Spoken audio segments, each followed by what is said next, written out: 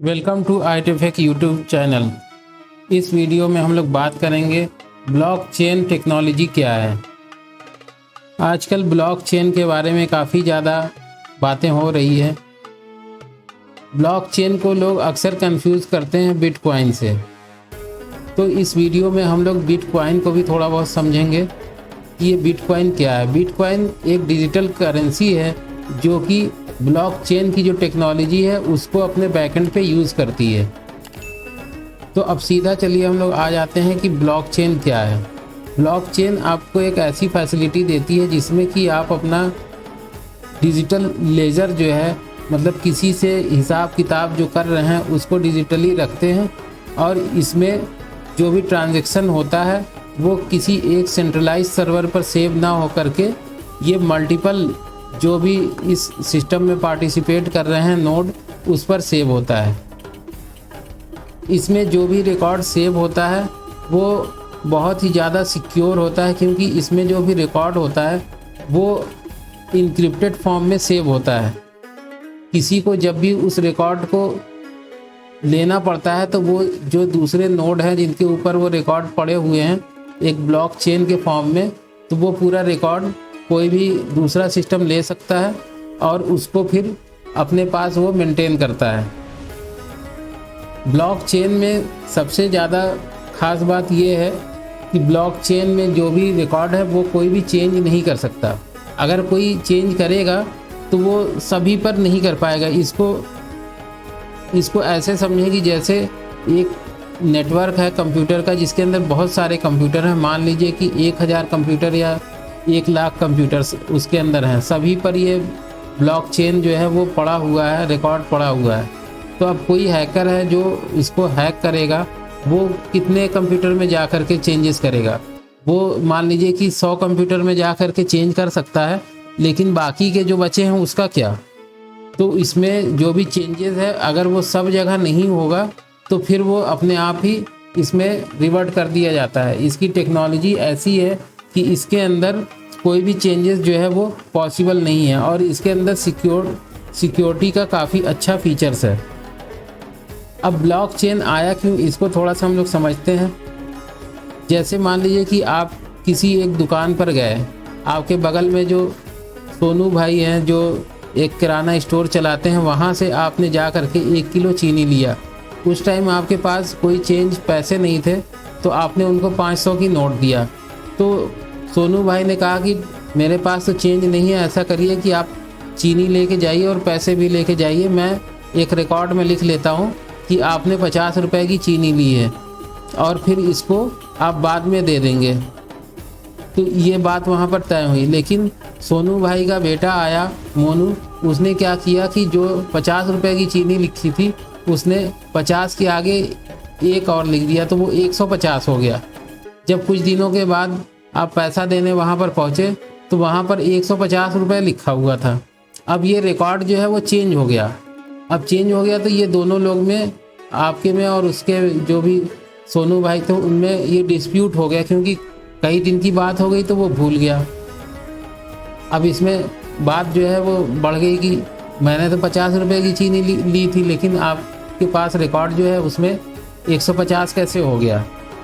तो ये यहाँ पर अब टकराव हो गया, क्योंकि यहाँ पर जो आपका लेजर है उस लेजर की कोई सिक्योरिटी नहीं है। वो जिसके जो दुकानदार है उसके पास है, वो उसमें चेंजेस कर सकता है, कभी भी चेंजेस कर सकता है। जैसे मान लीजिए कि ये एक ही चीज़ थी, आपने सिर्फ चीनी ली थी, तो वो बात जो है पकड़ी गई कि ये तो 50 की 150 कैसे होगी। लेकिन मान लीजिए कि आप बहुत सारी चीज़ें अगर लेते, 100-200 आइटम होते और महीने पे आप इसका पेमेंट करते, तो फिर ये बहुत ज़्यादा दिक्कत वाली बात हो जाएगी कि कोई भी रिकॉर्ड में अगर कुछ छोटा मोटा चेंजेस कर देगा तो वो पकड़ में नहीं आएगा। तो अब ब्लॉकचेन को इसी पे समझते हैं कि ब्लॉकचेन से अगर यही लेजर को मेंटेन किया जाए तो उसमें कैसे होगा। ब्लॉकचेन में जो लेजर मेंटेन होता है उसके अंदर पूरा स्टार्ट से लेकर के एंड तक की पूरी हिस्ट्री मौजूद होती है कि कब कब ट्रांजैक्शन हुआ। और इसमें जो ट्रांजैक्शन है वो बहुत सारे जो भी कंप्यूटर आपस में कनेक्टेड हैं जो एक नेटवर्क में हैं, उन पे सभी पर ये रिकॉर्ड सेव होता है। तो इसमें कोई एक जगह अगर चेंजेस होगा तो वो चेंजेस पकड़ में आ जाएगा कि ये तो गड़बड़ हो रहा है। तो इस तरीके से इसमें जो भी रिकॉर्ड्स है वो ब्लॉक के फॉर्म में सेव होता है, और जो एक ब्लॉक होता है वो अपने प्रीवियस वाले ब्लॉक का उसका हैश कोड जो भी होता है वो अपने पास रखता है, जिससे कि पहले क्या हैश कोड था वो भी उसके पास एड्रेस होता है। तो पूरी ये चेन होती है। अब इस ब्लॉक चेन को बनाने के लिए हमें माइनर्स की ज़रूरत पड़ती है, जो कि इसमें जो भी ब्लॉक को सेव करना है, इसको जो भी ट्रांजैक्शन को वेरीफाई करना है, इसका काम करते हैं माइनर्स।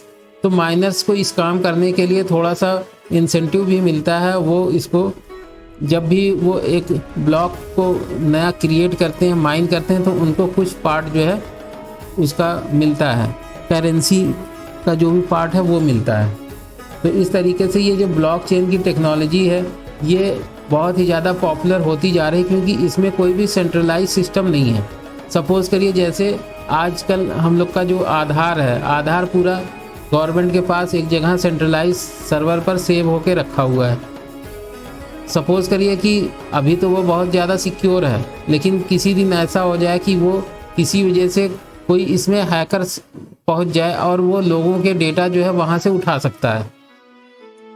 तो इसमें बहुत ही ज़्यादा दिक्कत हो सकती है। कोई अगर डेटा किसी का मॉडिफाई करना चाहे तो वो मॉडिफाई कर सकता है, तो इसमें जो है ये दिक्कत आ सकती है। लेकिन अगर यही चीज़ ब्लॉकचेन पे होती तो इसमें जो भी कोई चेंजेस करेगा तो वो चेंजेस पकड़ा जाएगा, क्योंकि इसमें रिकॉर्ड पूरा फैला दिया जाता है। ऐसा समझे कि जैसे आपने सोनू भाई से जब 1 किलो चीनी ली थी, तो आसपास के 10 मोहल्लों में इस बात को अगर फैला दिया जाए कि हाँ हमने सोनू भाई से 1 किलो चीनी ली है, सब लोग गवाह रहो, तो फिर सोनू भाई अगर अपने पास चेंज भी करेंगे तो वो चेंजेस जो है वो माना नहीं जाएगा, क्योंकि लोगों को ये पता है कि सिर्फ 50 रुपए की ट्रांजैक्शन हुआ है।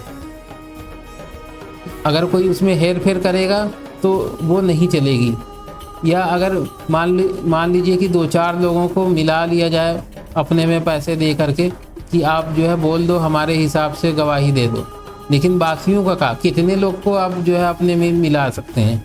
तो इसलिए ब्लॉकचेन का जो सिस्टम है वो इस तरीके से काम करता है कि इसमें जो भी लेजर है, जो भी चीज़ें सेव हो रही है वो एक जगह सेंट्रलाइज सिस्टम पर सेव ना हो करके वो पूरी फैला दी जाती है और नेटवर्क पर ये फैल जाती है। इसलिए ये इसमें बहुत ही अच्छा सिक्योरिटी हो जाती है। अब आगे हम लोग बात करते हैं कि ये बिटकॉइन क्या है। बिटकॉइन जैसा कि पहले बताया कि ये एक डिजिटल करेंसी है जो ब्लॉकचेन की टेक्नोलॉजी आई, तो इसमें जो सबसे पहले इम्प्लीमेंट की गई करेंसी वो बिटकॉइन थी। बिटकॉइन को सतोशी नाकामोटो नाम के इंसान थे जिन्होंने अपने आप को जाहिर नहीं किया कि वो कौन है, लेकिन सिर्फ ये नाम जाहिर हुआ कि ये इस नाम से इन्होंने उसका क्रिएट किया, तो उन्होंने इस बिटकॉइन को क्रिएट किया। स्टार्टिंग में इस बिटकॉइन की वैल्यू जो है डॉलर से काफ़ी ज़्यादा कम थी, फिर धीरे धीरे ये वैल्यू इसकी बढ़ी और डॉलर के बराबर हो गई। अभी क्या है कि ये डॉलर से कहीं ज़्यादा महंगी हो चुकी है। कुछ हज़ार डॉलर जब होंगे तब जा कर के वो एक बिटकॉइन के बराबर पहुंचेगा। तो इस चीज़ में बिटकॉइन जब पॉपुलर हुई तो इसको देखा देखी इसके पीछे बिटकॉइन के बाद बहुत सारी और करेंसी भी आ गई। तो अभी मार्केट में बहुत सारी करेंसी है जो कि सारी ये ब्लॉकचेन के जो भी टेक्नोलॉजी है इसके ऊपर ही वो आ रही है। तो ब्लॉकचेन आने वाले फ्यूचर में काफ़ी ज़्यादा इसका यूज़ होने वाला है और बहुत ही ज़्यादा इसका यूज़ होगा। ये सिर्फ करेंसी में ही नहीं बल्कि और भी जगह, जैसे अभी बात की थी कि आधार सिस्टम जिसमें कि लोगों की ऑथेंटिसिटी रखी जाती है, उसमें भी इसका यूज़ किया जा सकता है। इसको उसमें जो भी काउंटिंग होती है उसमें भी इसको इस्तेमाल किया जाता है। जो वोटिंग है उसमें भी इसका अगर कोई करना चाहे तो इस्तेमाल किया जा सकता है, इससे कि इसमें कुछ भी जो वोटिंग होगी वो ट्रांसपेरेंट रहेगी, कोई भी इसके अंदर कुछ चेंजेस नहीं कर सकेगा। तो ये एक मोटा मोटा ओवरव्यू था इसका ब्लॉकचेन टेक्नोलॉजी का। उम्मीद है कि आपको ये कुछ समझ में आया होगा। अगर आपको ये वीडियो अच्छा लगा तो इसको लाइक करें और चैनल को नहीं किया है सब्सक्राइब तो अभी सब्सक्राइब कर लें। मिलते हैं फिर किसी नए वीडियो में, तब तक के लिए थैंक यू फॉर वॉचिंग।